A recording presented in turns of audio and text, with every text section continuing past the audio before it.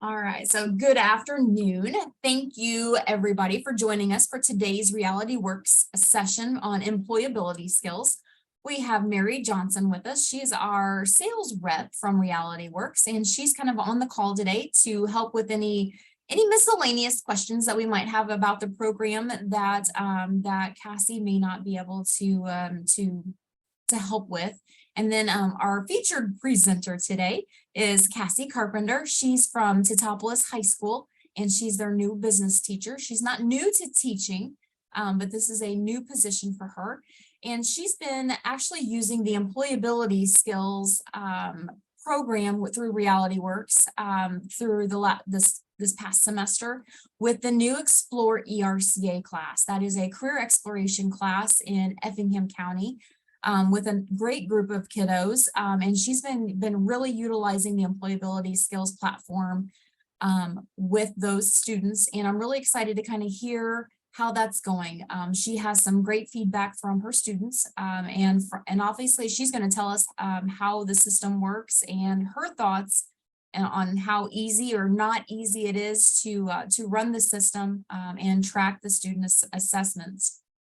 Our office, in conjunction with Lakeland College, has purchased the RealityWorks Employability Skills platform for 5 years. This is year 2 out of those 5 years, and it is free for every educator in our region to utilize, as well as the Lakeland College staff.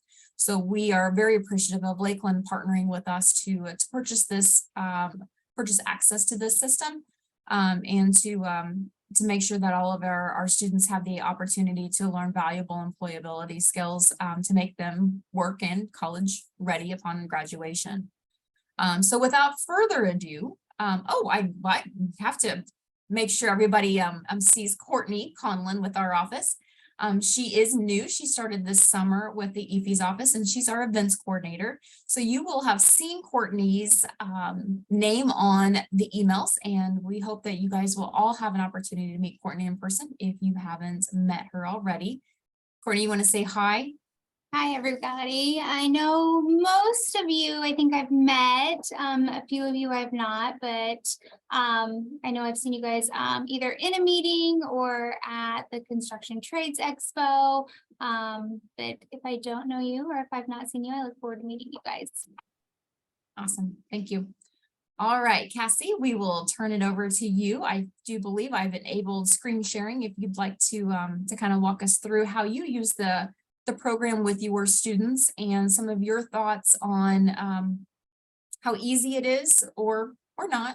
I'm interested to find out. Okay. So yeah, we've been using the RealityWorks program this semester, and with the Explore class, what I kind of did was I set up a schedule. We have a kind of a 6-week period. So I kind of scheduled out what days certain modules would be assigned to the kids. And then I reached out to some of our business partners, some of the EFE staff, Lakeland, to kind of supplement those modules. So like from Lakeland, Christy Donspot came in and talked about teamwork. So they had kind of the guest speaker come in and talk about teamwork, and then they did the module on it. So that was kind of, we tried to do that with a lot of the modules. So they got the interaction to go along with the module itself. Let me see if I can share my screen here.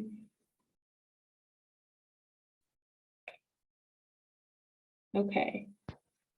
Can everybody see the RealityWorks? Yes. Okay. I'm doing 2 screens, so I'm trying to figure out where I'm looking. Okay, so this is the instructor dashboard. So for your students, they will just get an, you can email them this link, or I posted it into our Google Classroom, and then they pinned it to their Chrome or whatever program they were using, so they could access it pretty quickly. With RealityWorks, I know SOPA is a big thing. If you guys have heard SOPA, I came from technology into this position. So I don't think there's currently an agreement, SOPA agreement with RealityWorks. So your tech people or your admin who are in charge of SOPA won't have an issue with this because they're not actually going to be logging in as a student. So if we go in, I'll go from the student side first. So when they get in, they'll see all of these modules come up onto their screen. So depending on if you want to go in order, I kind of mixed and matched kind of based on partly availability of speakers. So we might have skipped around a little bit, and that also kept them from just going straight through them on their own without me having gone through them first. So they never knew which one was going to be next when we went through. When we get in here, so it has a little bit of a description of how the lesson works and what they need to do as a student, what they're going to be doing, how to save everything as they go. So the first, as you get in, there'll be different things for them to read. There might be videos for them to watch, and then little activities along the way. Let's see, but I can get down to an activity here. So based on some of the things they read, they'll answer some questions. Sometimes they'll be full written out, almost like essays, paragraphs. Some of it might just be this matching, and then they'll continue through. They'll have to download things as PDFs along the way. So like right here, they'll fill out this sample and then download it as a PDF for them to submit so that you know that they've completed that portion. So what I do from there is after they've submitted all of their assignments, so let me get to the end of this one.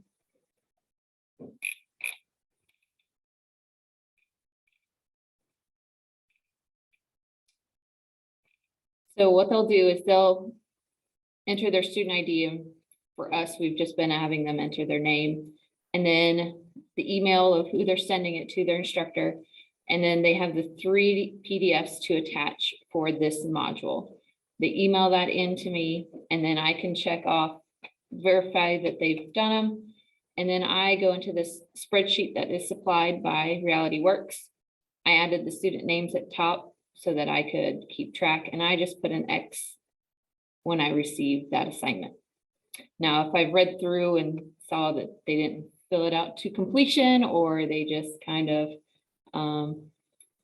didn't really put a lot of thought into it, I might send them an email back and say, hey, you know, can you redo this? I need a little more information from you, just not a couple sentences sometimes.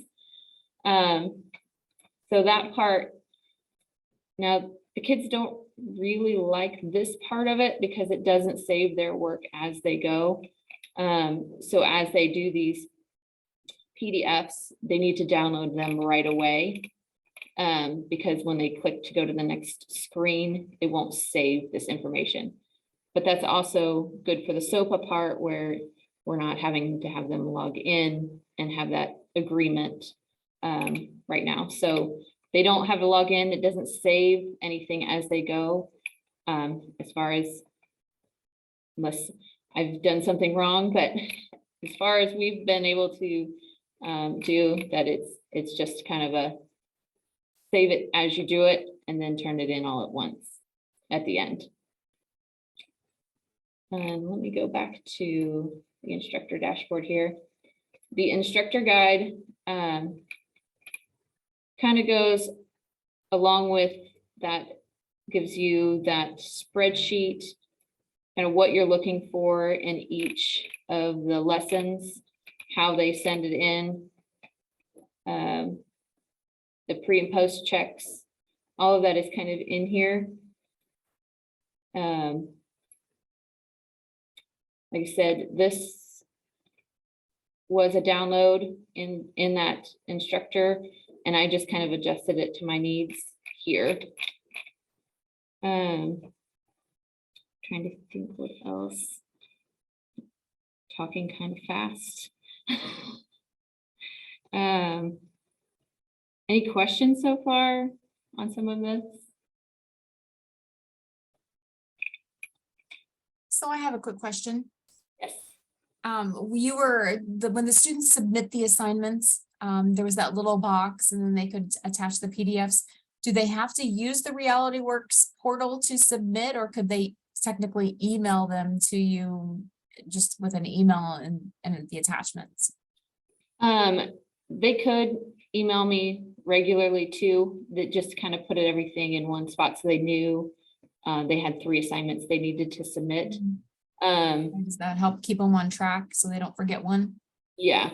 It also, because of, I know a lot of schools like T-Town, their school emails, they couldn't email me directly, so they had to log in because we're working with 3 different schools. I'm not my EFE's email wasn't the same as their school one, so there were some email issues back and forth there. But if you're using it at your same school, there shouldn't be any problems with emailing on that one. Okay, but that helped alleviate that issue of using non-school issued Yes. email addresses. Yeah. Then they didn't have to log into their email. It just sent it directly. Okay. There is a certificate at the end when they finish the post knowledge check. There is, it will show them a certificate, but you can print their certificates as well, which is what we plan to do. Is I'll just do them all at once. They send it to me and I'll just print them for the students. Look at the rest of my notes, make sure I didn't miss anything else.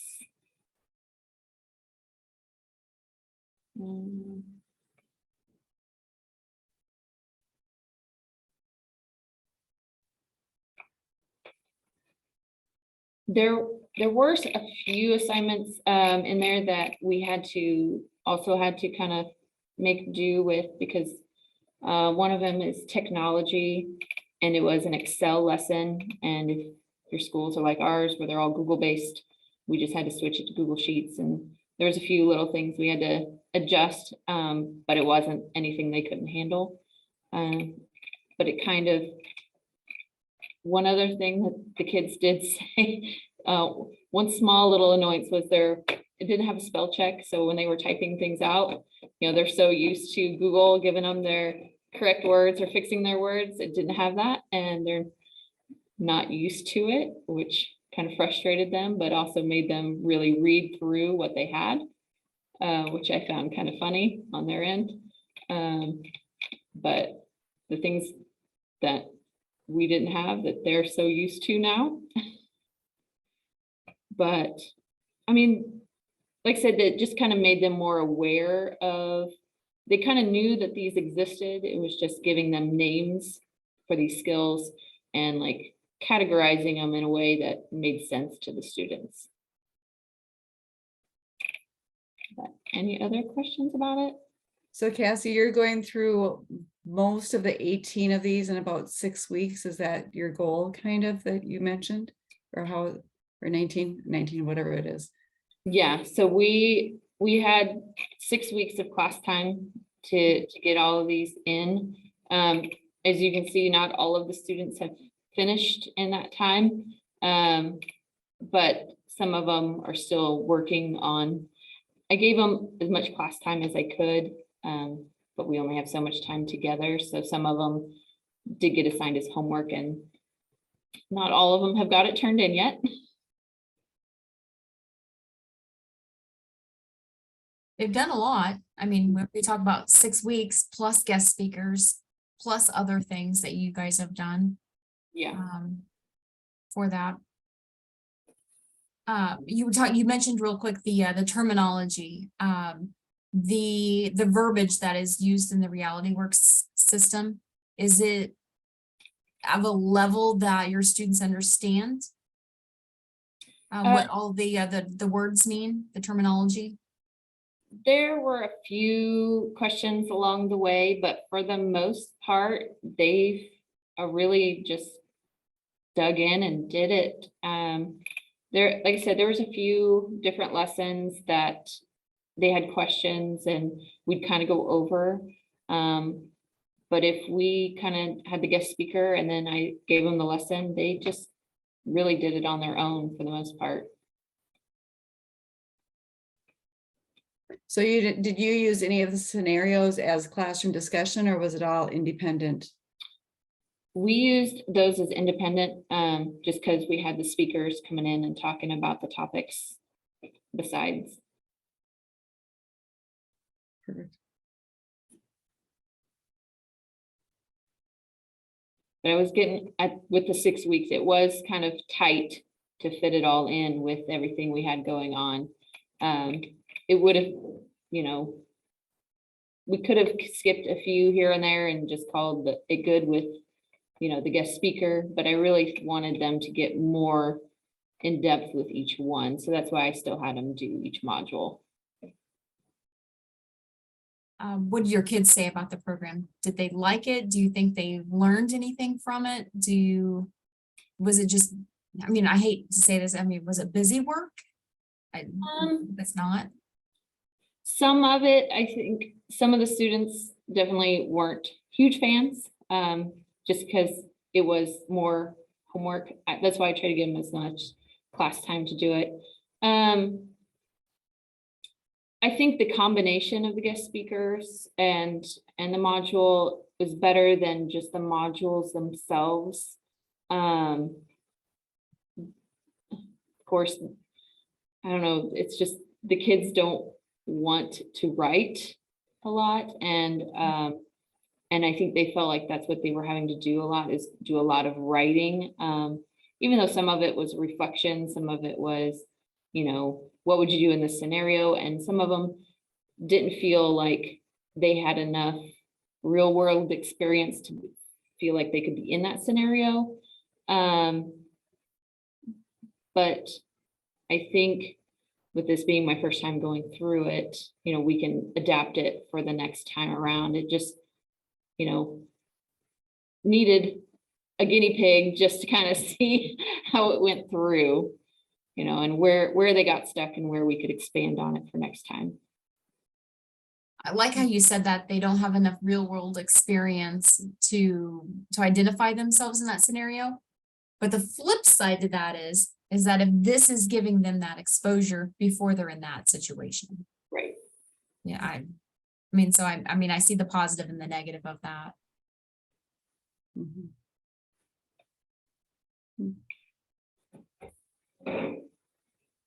So what age level are the majority of your students? Are they juniors? Are they seniors? I have mostly juniors. There are a few seniors in this class, but sorry, 16, 17, 18 is my age range. How many of those kiddos that have jobs right now? Almost all of them. Oh, okay.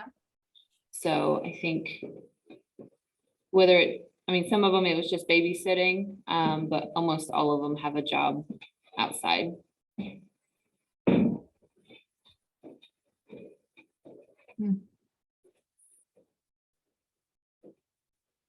So from your teacher perspective, how easy is it to use the system?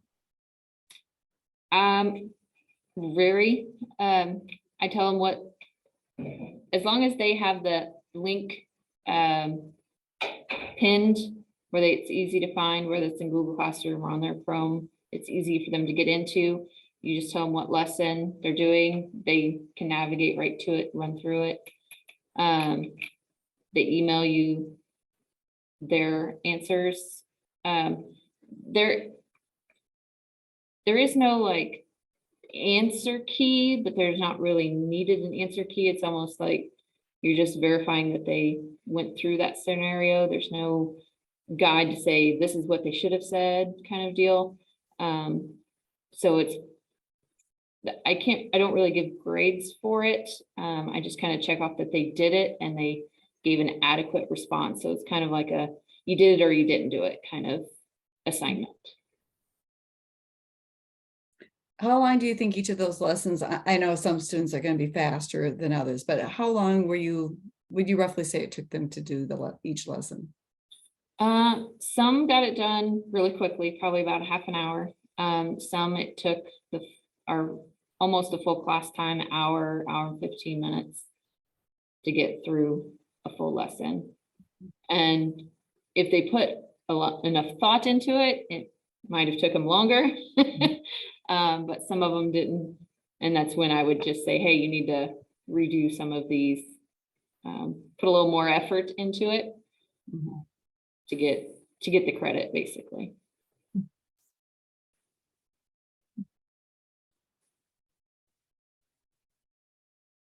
So do any of our guests have any questions?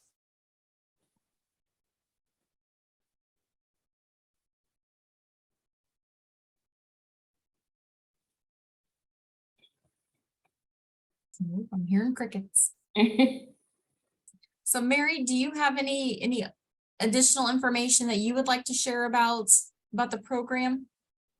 I think you did a great job covering it, Cassie, and I appreciate hearing the boots on the ground, like how you're actually implementing it. So you did a great job. As I say, I heard from one of my Illinois teachers who used it for a year, and then she called up and wanted it again. And she was so enthusiastic. And I asked, and I'd be curious what your answer is. I asked, what do you like about this? Like, I want to hear from you. Like, what do you like? And her thing was, she said it was something she'd been looking for because she liked the scenarios, and she liked that there's a variety of things for the students to do in the different lessons. And she thought it was easy to implement, kind of like what you said, Cassie. But so I'm kind of curious your thoughts on that. Yeah, I mean, it varied each lesson, though. Some of them had a video for them to watch, and some of them it was, you're writing. The technology one where they're actually getting into the Excel or the Google Sheets, where they're actually doing some other things, writing a vlog or a blog. Not sure which one it said it was. But yeah, the variety that it gave them was helpful to put them in different mindsets throughout the lessons. Yeah, I've seen it sometimes where people will use, like, maybe at the end they use a scenario and put it up on the screen, and then you can have a classroom discussion with it. And we do have some scenario cards specific to various careers. So if you're doing a career a week, you could have, some of those. They're inexpensive to buy that, but then they just have one scenario for each soft skill in that career setting is specific. But I love that you're using the career exploration classes. I think that's fantastic way to kind of, like you say, put them in the mindset of those various careers and things too, and be developing those soft skills. It's such a need. And I know that in Illinois, you guys have a mandate, or it's a standard, is it not, to be teaching soft skills? And we've just got so much data just saying how it's such a need. My brother has a small construction company in Wisconsin, and he was called me up one time and he's like, Mary, do you know anybody in Minneapolis, because that's where I'm based, that needs a job? I'll hire somebody coming out of high school. I'm like, well, Mike, I'm looking for a welder, construction, electrical, what do you want? And he said, around here, our motto is we hire for attitude and we fire for attitude, and we'll teach them everything in between. And so I thought, that's really interesting how important. My daughter is a corporate recruiter for a staffing company. And she's like, Mom, I'm trying to go to these college campuses, and all they have to do is, if I like them, then I put them, they have to have lunch with their manager, and all they have to do is carry a conversation. And it's amazing how many kids cannot carry a conversation. So I just want to emphasize, I think, the importance of teaching soft skills. Those are these things that they're not, you can't, like, they're not quantitative, and so they're harder, I think, to teach, and we don't always have time for them. So in the classroom, so I think the idea of what you're doing, Cassie, is just fantastic, to be able to incorporate those and start helping them develop those. If they don't come already with them, they don't have the work experience, they don't have that at home, doing that sort of thing. So sorry, I don't mean to go on a rant, but so I love that you guys are doing something and making a difference. And like you say, at least even if they haven't had that experience, we're helping them think that way, and think about, before I get there, what would happen. So anyways, I think it's great. Yeah, if anybody else has any other questions, yeah, happy to answer too. But and you brought up a very good thing too, that the SOPA thing is really important, because that security issue, we've been having a ton of that, especially from Illinois. looking for making sure we've got student confidentiality, and the fact that the way we kind of had it set up, I don't know if they did that intentionally or not, but it's worked out great with the initiative going forth there. That it is, we don't track any of it. We don't, it's just, so what they send you is what it is. So we don't hands off on that. So that's another big deal. But anyways. You say that's a good deal, but then on the other hand, we want to know who's using the system. Sorry, We don't know that unless we ask, but it's I all know. good. It's all Sorry, good. Laura, that is true. I know. So from our standpoint, where we're getting calls from IT saying, are you guys tracking this? We can say, no, we're not. But then when we have you guys saying, we just want some basic data. Yeah. Sorry. Well, that's all right. We can ask. Okay. Good point. I'll speak really quick. I'm also a small business owner, so this, of course, is huge for people that are looking to hire. I have a high school girl that works for me, and I also have 2 college girls that work for me. So being able to carry on a conversation with customers that walk through the door is huge. And I think I don't want to stereotype, but a lot of kids, are used to carrying conversations through a cell phone. I'll Snapchat them.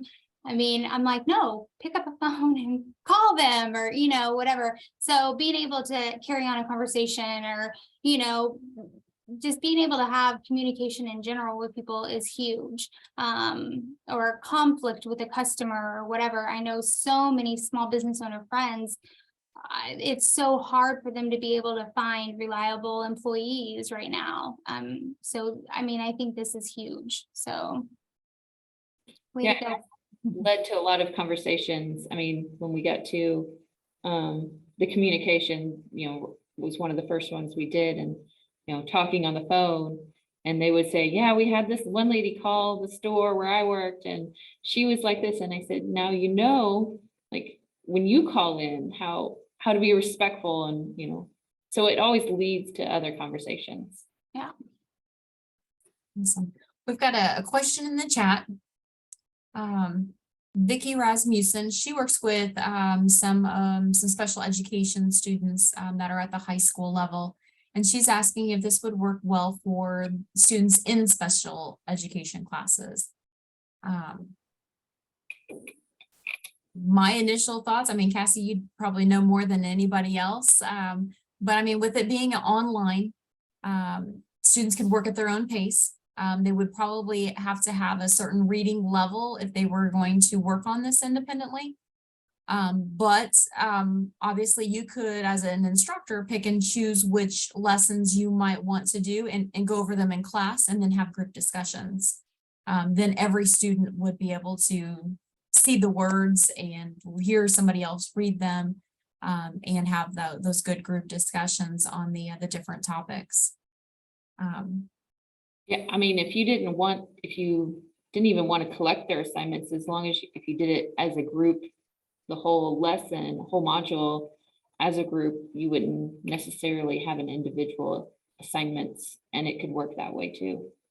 Right, or you could pick and choose what lessons you want to do. Nothing's being tracked. You don't have to issue the certificate at the end. That's an option. And I would definitely, and you would pick and choose what students receive those certificates, because it's nothing, official from the state or any certifying organization.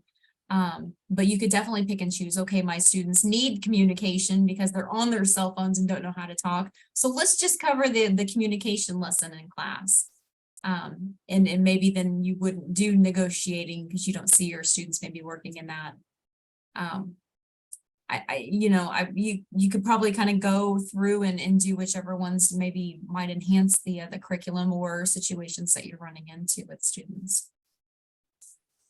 I just think it as a resource that, if you can use this for free in your classrooms right now, you might as well take advantage. It's an easy thing to just, maybe at the beginning of the semester, you're doing communication, but towards the end of the year, you're needing more of the networking.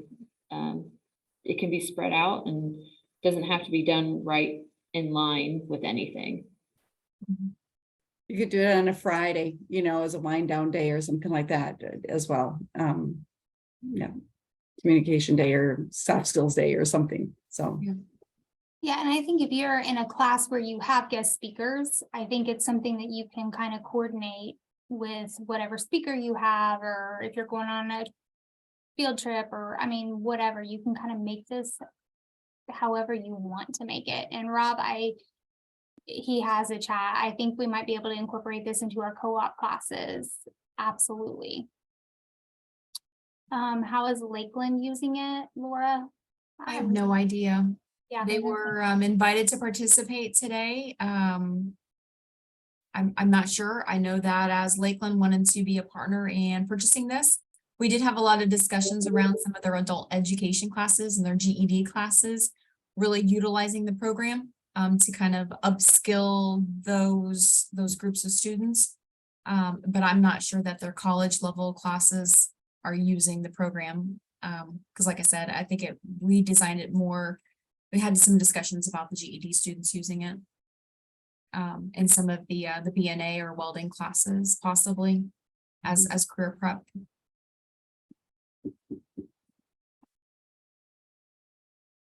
They can definitely have the opportunity to use it in other ways. You guys got a really good deal. It's really unusual. So you guys basically got the price of one district for the whole EFE. So I had to go to our vice president twice to make sure that we could do this. So it's a great opportunity. Like you say, Cassie, it's already free for you. So I'm not selling you anything. You already own it. So and to have all of the schools and Lakeland as part of it, that's a really good deal for you guys. So it's cool. It's awesome. It's not something that we'd be able to afford on an individual school basis, or that some of our smaller schools would be able to afford on their own. We've been having those conversations a lot lately on some of the inequities between our small schools and some of the larger northern regions, northern schools in the state. So we do what we can, and we find good partners. So it's great. Are there any other questions? I don't want to keep everybody on here if there is not a reason to. So I'll let Courtney kind of wrap things up then. If anybody has questions, you can always reach out to Courtney later, and we can always put everybody in touch with Cassie or Mary. Miss Courtney?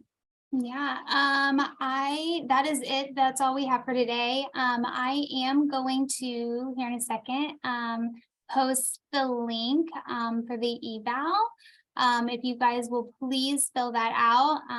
Once you do, you will get a link for your PD hours. And if you have any issues at all, I have never done this before, so I'm hoping it works.